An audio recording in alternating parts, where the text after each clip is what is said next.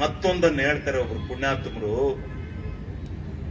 ನಾನು ಒಂದು ಮನವಿ ಕೊಡ್ತೀನಿ, ದೇವೇಗೌಡರದೊಂದು ಸ್ಟ್ಯಾಚ್ಯೂ ಕಟ್ಟಬೇಕು.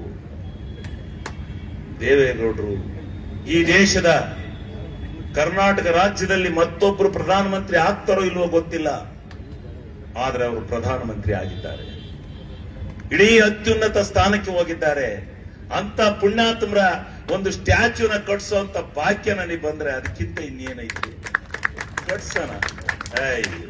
ಇವ್ರ ಹತ್ರ ಅರ್ಜಿ ತಗೊಂಡು ಕಟ್ಟಬೇಕ ನಾನು ಆ ಸಮಯ ಬಂದಿಲ್ಲ, ಇನ್ನೂ ಸಮಯ ಕಾಲ ಕೂಡಿ ಬಂದಾಗ ಅದು ತಾನೇ ತಾನಾಗಿ ನಾನು ಬೇಡ ಅಂದ್ರೂ ದೇವೇಗೌಡರ ಸ್ಟ್ಯಾಚ್ಯೂನ ವಿಧಾನಸೌಧ ಮುಂದೆ ಕಟ್ಟೋದನ್ನ ನಿಲ್ಸಕ್ಕಾಗತ್ತೆ ಅಂದ್ರೆ ರಾಜಕೀಯದಲ್ಲಿ ನಮಗೆ ವಯಸ್ಸು ಇದೆ, ಭಿನ್ನಾಭಿಪ್ರಾಯಗಳಿರುತ್ತೆ.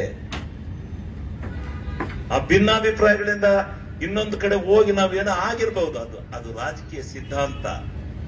ಆದ್ರೆ ನಾನು ಯಾರಿಗೂ ಮೋಸ ಮಾಡಿ ಹೋಗಿಲ್ಲ, ಹೇಳಿ ಹೋಗಿದ್ದೇನೆ.